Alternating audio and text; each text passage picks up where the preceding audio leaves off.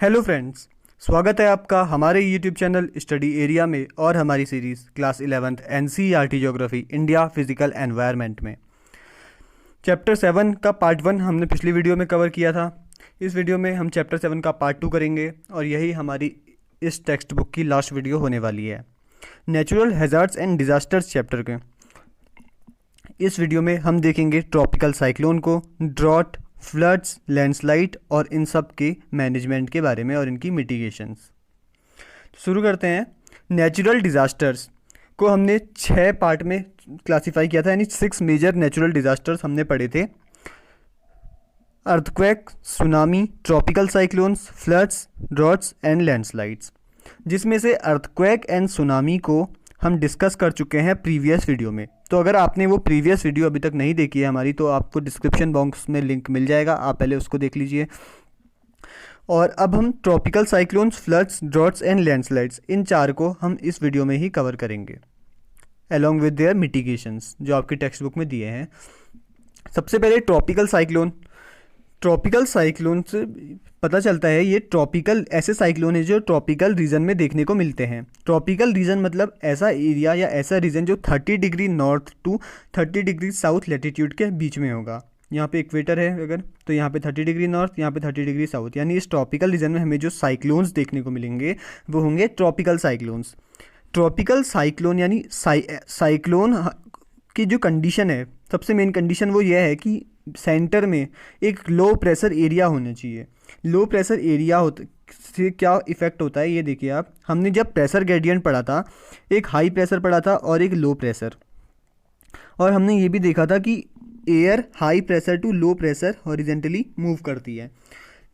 तो इससे low pressure की कैरेक्टरिस्टिक देखने को मिलती है कि लो प्रेशर सराउंडिंग से जितनी भी एयर है उसको अपनी ओर खींचता है, यानी लो प्रेशर सराउंडिंग की सारी एरिया को अपनी ओर को अट्रैक्ट करेगा और हाई प्रेशर से एयर दूर जाएगी। तो जब साइक्लोन के केस में क्या होता है, सेंटर में, किसी रीजन के सेंटर में लो प्रेशर एरिया हो जाता है। लो प्रेशर एरिया अगर हो जाएगा तो वो क्या करेगा, सराउंडिंग में जितनी भी एयर है यानी हाई वेलोसिटी की जितनी विंड है उनको अपनी तरफ खींचेगा। तो इस कारण क्या होता है, एक घुमाव सा साइक्लोन हमें देखने को मिलता है। Intense low pressure areas between 30 degree north and 30 degree south in case of tropical cyclones. अब इसके एक्सटेंशन की बात करते हैं। ट्रॉपिकल साइक्लोन के हॉरिजेंटल एक्सटेंशन 500 से 1000 किलोमीटर तक देखने को मिलता है, और वर्टिकल एक्सटेंशन की अगर बात करें तो 12 से 14 किलोमीटर तक देखने को मिल सकता है। अब कुछ ऐसी कंडीशंस देख लेते हैं जो ट्रॉपिकल साइक्लोन के लिए रिक्वायर्ड हैं।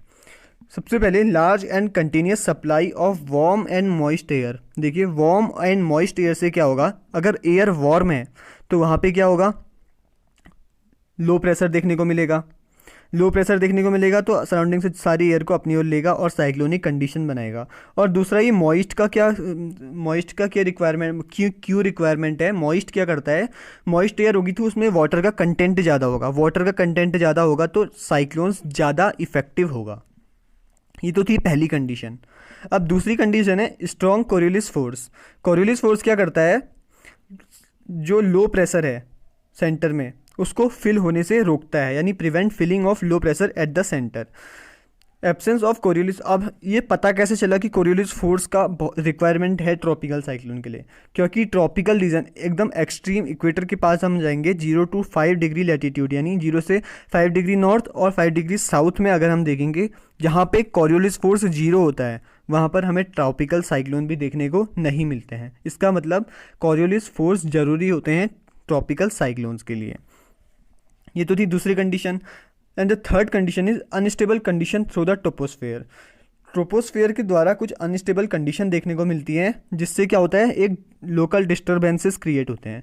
यही डिस्टर्बेंस साइक्लोन को लाने में काम आते हैं, जैसे कि हमने सब ट्रॉपिकल साइक्लोन में भी देखा था पिछले चैप्टर में कि वेस्टर्न डिस्टर्बेंस के कारण इंडिया में जो रेनफॉल होती है वो मेडिटेरेनियन सी से जो साइक्लोन होते हैं वहीं से आती है। तो ट्रॉपिकल एरिया में भी यही सीन होता है कि जो ये डिस्टर्बेंस हैं ये किसके कारण क्रिएट होते हैं, ट्रोपोस्फेयर के कारण अनस्टेबल जो कंडीशन होती है उससे डिस्टर्बेंस क्रिएट होते हैं, और यही डिस्टर्बेंस लास्ट में साइक्लोन को लाते हैं, साइक्लोन को डेवलप करते हैं। अब स्ट्रक्चर देखते हैं ट्रॉपिकल साइक्लोन का।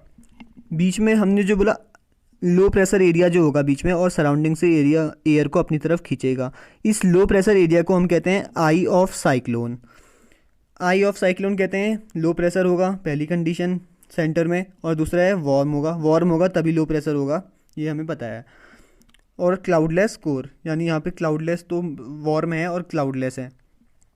Large pressure gradient isobars are closely placed to each other showing high pressure gradient. Pressure gradient होना बहुत ज़रूरी है, तभी आसपास में जहाँ पे हाई वेलोसिटी की हाई प्रेशर की हाई वेलोसिटी जो विंड चलेंगी वो लो प्रेशर की तरफ जाएंगी, इसलिए हमें आइसोबार मतलब सेम प्रेशर जहाँ पर होगा उसको जो लाइन ज्वाइन करती है उसे हम कहते हैं आइसोबार। ऐसे ही क्लोजली प्लेस्ड आइसोबार होंगे और प्रेशर ग्रेडियंट काफ़ी हाई होगा। अब देखते हैं consequences of tropical cyclone. Tropical cyclones के कॉन्सिक्वेंसेस क्या होते हैं? Energy to the tropical cyclone comes from latent heat released by the warm moist air. Energy कहाँ से आती है ट्रॉपिकल साइक्लोन को? ये हमने अभी पहले भी डिस्कस किया, वार्म मॉइस्ट एयर से। वार्म होनी चाहिए एयर और मॉइस्ट होनी चाहिए। यही वार्म और मॉइस्ट एयर क्या करेगी? जब लेटेंट हीट रिलीज़ करेगी, वही लेटेंट हीट का रिलीज़ होने से ही ट्रॉपिकल साइक्लोन को एनर्जी मिलती है। अब जैसे जैसे मॉइस्ट एयर कहाँ पे ज़्यादा होगी? कोस्टल एरिया में ज़्यादा होगी। जैसे जैसे सी से डिस्टेंस बढ़ेगी, एयर का मॉइस्टनेस भी कम होगी, मॉइस्चर एयर में कम हो जाएगा, और इसके कारण क्या होगा? साइक्लोन का फोर्स डिक्रीज़ होगा। अब अगर इंडिया के केस में बात करें तो अगर ये पेनिनसुला है, यहाँ पर है अरेबियन सी और यहाँ पर है बे ऑफ बंगाल, तो अरेबियन सी से जैसे जैसे दूर जाएंगे और बे ऑफ बंगाल से भी जैसे जैसे दूर जाएंगे, हमें ट्रॉपिकल साइक्लोन का फोर्स कम देखने को मिलेगा। इसलिए इससे हमें क्या पता चलता है? सबसे ज़्यादा एरिया जो इफ़ेक्ट होता है साइक्लोन से वो कौन सा होता है? Coastal area. क्यों होता है? क्योंकि यहाँ पर कोस्टल एरियाज में जितनी एयर होती है इसमें मॉइस्चर बहुत ज़्यादा होता है, और हमें ट्रॉपिकल साइक्लोन के लिए कैसी एयर चाहिए? वार्म और मॉइस्ट एयर। तो this result in abnormal rise in sea level. इसके कारण क्या होता है? सी लेवल में एक हमें राइज देखने को मिलता है। इस राइज को ही हम क्या कहते हैं? ये असाधारण जो राइज होता है इसको हम कहते हैं स्टॉर्म सर्ज। ये एक इंपॉर्टेंट टर्म है, storm surge. After tropical cyclones now we will move towards floods. Flood is inundation of land and human settlement by the rise of water in the channels. Floods occurs when water in the form of surface runoff exceeds the carrying capacity of the river channels. अगर नदी कोई अपने channel में move कर रही है, water इसका नदी का पानी इसमें मूव कर रहा है, कभी कभार क्या होगा? जब ये जितना इसका चैनल कैरी कर सकता है वाटर, ये कैरिंग कैपेसिटी से ज़्यादा हो जाएगा पानी, तो ये पानी बह के कहाँ आ जाएगा? इधर की तरफ आ जाएगा, और आसपास के जितने फ्लड प्लेन्स हैं या फिर जितनी एरिया है वो सबमर्ज हो जाएगी पानी में। इसको ही हम क्या कहते हैं? फ्लड्स कहते हैं। अब कॉजेज़ क्या हैं फ्लड्स के? बहुत सारे कॉजेज़ हैं। सबसे पहले आप देख लीजिए स्टॉर्म सर्ज। स्टॉर्म सर्ज अभी हमने देखा abnormal rise in sea water. जब सी वाटर में एबनॉर्मल राइज हो जाएगा तब भी क्या होगा? आसपास का जितना कोस्टल एरिया है वो पानी के नीचे सबमर्ज हो जाएगा, उसको हम फ्लड्स कहेंगे। फर्स्ट हो गया है। अब second is high intensity of rainfall. जब लगातार बहुत सारी बारिश आएगी हाई इंटेंसिटी की, तो वो भी क्या होगी? फ्लड कॉज करेगी। Melting of ice and glaciers, reduction in the infiltration rate. Infiltration rate में रिडक्शन का क्या मतलब है?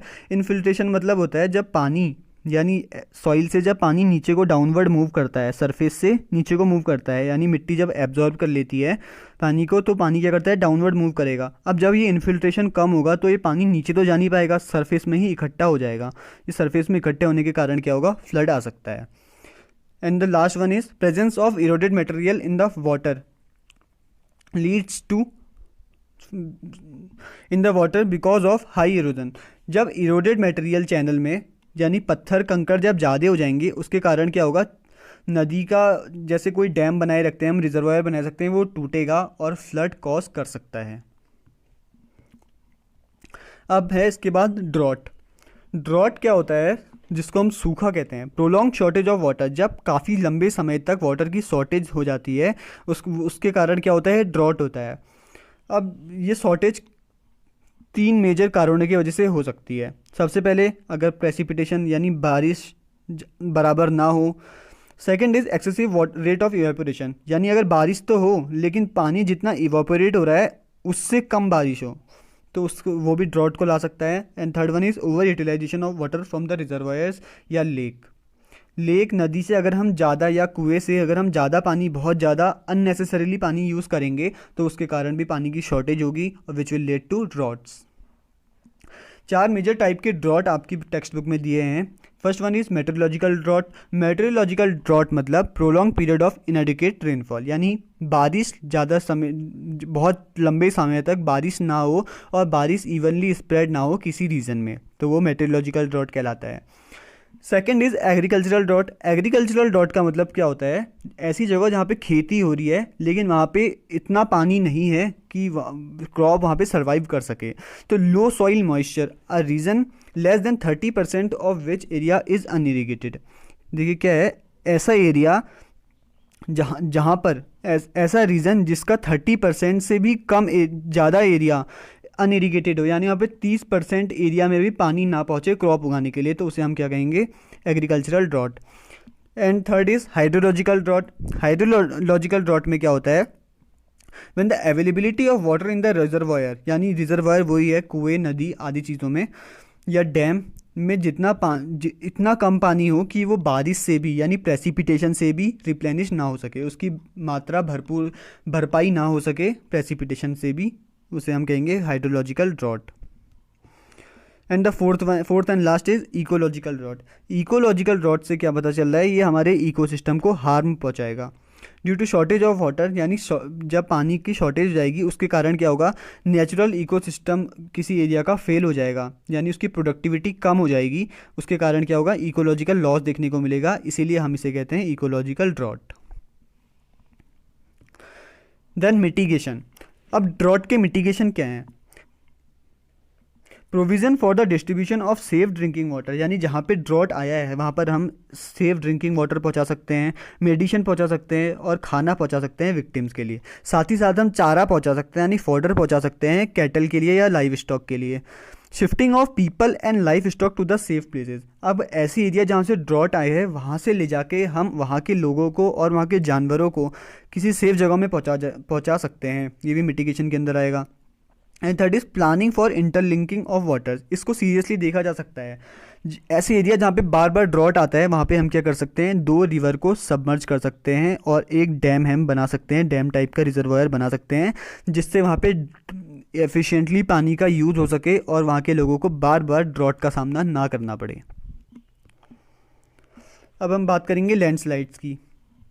लैंडस्लाइड क्या है, देखिए पहाड़ों में हमें अक्सर देखने को मिलता है rapid sliding of large mass of bed rock. Bed rock यानी जो पेरेंट रॉक है उसका बार बार जो स्लाइड होना है, जैसे यहाँ से बार बार जो पत्थर का गिरना है पहाड़ों से, उसको हम कहते हैं landslides. Sudden, unpredictable and largely controlled by regional factors. ये बहुत इंपॉर्टेंट है, सडन तो है, अनप्रेडिक्टेबल भी है हमें पता है, और largely controlled by regional factors का मतलब क्या है, ये रीजन टू रीजन डिपेंड करता है, कहीं पे भी नहीं हो सकता है। यानी माउंटेनियस एरिया में हमें ज़्यादा देखने को मिलेगा जहाँ पे लोग सीरियसली नहीं लेते हैं और फॉल्टी प्रैक्टिसेस करते हैं, जैसे कि जहाँ पे इरोजन हमें बहुत ज़्यादा देखने को मिलेगा, डिफॉरेस्टेशन ज़्यादा देखने को मिलेगा, ऐसे हिल्स में जहाँ पे नेचर के संग ज़्यादा छेड़छाड़ हो वहाँ पे हमें लैंडस्लाइड देखने को मिलेगा, इसलिए ये लोकलाइज्ड फैक्टर से काफ़ी कंट्रोल रहता है।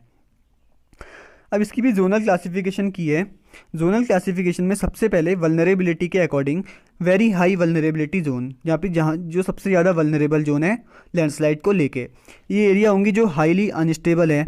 Young mountainous area in the Himalayas, यानी हिमालय में जो अनस्टेबल एरिया है, और अंडमान एंड निकोबार में, ये इसके अंदर आएंगी जो सबसे ज़्यादा प्रोन है लैंडस्लाइड को लेके। उसके बाद है हाई वल्नरेबिलिटी जोन, ये सेम होगी इसकी characteristic very high vulnerability zone से, लेकिन डिफरेंस बस एक ही होगा।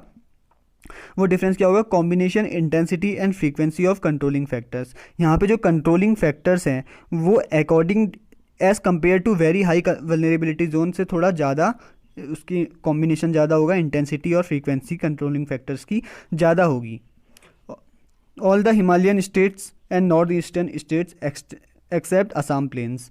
असम प्लेन को छोड़ के जितने भी नॉर्थ ईस्टर्न स्टेट्स हैं वो, असम प्लेन को छोड़ा हमने इसलिए क्योंकि ये माउंटेनियस एरिया में हमें ज़्यादा देखने को मिलता है, और हिमालयन स्टेट में क्योंकि हिमालयन स्टेट में सिर्फ माउंटेन्स हैं। And third one is moderate to low vulnerability zone, fourth one is other areas. Moderate to low में क्या होगा, ऐसे एरिया जहाँ पे प्रेसिपिटेशन कम होती है। अब प्रेसिपिटेशन कम कहाँ पे होती है, ट्रांस हिमालयाज में कम प्रेसिपिटेशन है, जैसे कि लद्दाख है। और उसके अलावा कम प्रेसिपिटेशन हमें देखने को मिलती है rain shadow area in western and eastern Ghat. Rain shadow area हमें पता है levered side and windward side. यहाँ पे हम बात कर रहे हैं वेस्टर्न घाट के विंडवर्ड साइड की, जहाँ पे कम बारिश होती है, वहाँ पे हमें लैंडस्लाइड देखने को मिलती है as compare to leeward side. Fourth is other areas, जितना भी कंट्री का हमारा बाकी का बच गया है, राजस्थान, हरियाणा, यूपी, बिहार, आसाम, जो प्लेन वाला एरिया है खास करके। आसाम में भी हम कार्बी एंगलोंग प्लेट्यू को छोड़ देंगे क्योंकि ये पहाड़ी एरिया है। बाकी सब जितना भी प्लेन वाला एरिया है यूपी बिहार का, ये सब अदर एरियाज़ में काउंट होता है और यहाँ पे हमें लैंडस्लाइड देखने को नहीं मिलती है। बेशक अदर नेचुरल डिजास्टर हमें प्लेन एरिया में दिखेंगे, लेकिन ध्यान रहे कि लैंडस्लाइड हमें प्लेन्स में नहीं देखने को मिलेगी। खास करके हमें कहाँ देखने को मिलेगी, पेनिनसुलर प्लेट्यू में, डेक्कन प्लेट्यू में हो चाहे, या फिर सेंट्रल हाईलैंड में और हिमालयन स्टेट्स में, इंक्लूडिंग नॉर्थ ईस्टर्न स्टेट्स। अब हम कुछ बात करेंगे मिटिगेशंस की लैंडस्लाइड के। Restriction on the construction. अब हम कर क्या सकते हैं लैंडस्लाइड को रोकने के लिए, हमारे कंट्रोल में बस यही है कि हम जितने भी फॉल्टी प्रैक्टिसेस कर रहे हैं हिमालयन रीजन में या माउंटेन्स में, वहाँ पे जो हम कंस्ट्रक्शन कर रहे हैं, घर बन रहे हैं, होटल बन रहे हैं, उनका हम डेवलपमेंट रोक सकते हैं। जितना वहाँ पे रोड बन रही है अननेसेसरीली माउंटेन्स में और डैम बन रहे हैं माउंटेनियस एरिया में, ऐसी एरिया जो लैंडस्लाइड के लिए ज़्यादा प्रोन है, वहाँ पे हम ऐसी फॉल्टी कंस्ट्रक्शन रोक सकते हैं। और उसके अलावा जहाँ पे स्टीप स्लोप है, स्टीप स्लोप मतलब काफ़ी खड़ा स्टीप स्लोप है, वहाँ पे हम क्या कर सकते हैं, एग्रीकल्चर को हम ना करें तो सही रहेगा, क्योंकि इस एग्रीकल्चर अगर हम वहाँ पे करेंगे तो हमें रन ऑफ बहुत ज़्यादा देखने को मिलेगा। अगर हमें वहाँ पे रन ऑफ देखने को मिलेगा तो फिर हमें लैंडस्लाइड भी देखने को मिलेगी। लेकिन अगर हम वहाँ पे एग्रीकल्चर करते भी हैं थोड़े ग्रेडियंट स्लोप में, यानी जो स्लोप बहुत ज़्यादा स्टीप तो नहीं है, लेकिन वहाँ पे एग्रीकल्चर किया जा सकता है, लेकिन प्रॉपर टेक्निक के साथ। अब ये प्रॉपर टेक्निक क्या है, हमने पिछले चैप्टर में भी डिस्कस किया है। प्रॉपर बंडिंग हम करेंगे और टेरेस फार्मिंग करेंगे, यानी प्रॉपर टेरेस बनाएंगे माउंटेन्स में, उसके बाद हम इसमें फार्मिंग करेंगे ताकि यहाँ पे रन ऑफ ना हो, वाटर इरोजन ज़्यादा देखने को ना मिले और लैंडस्लाइड कम हो।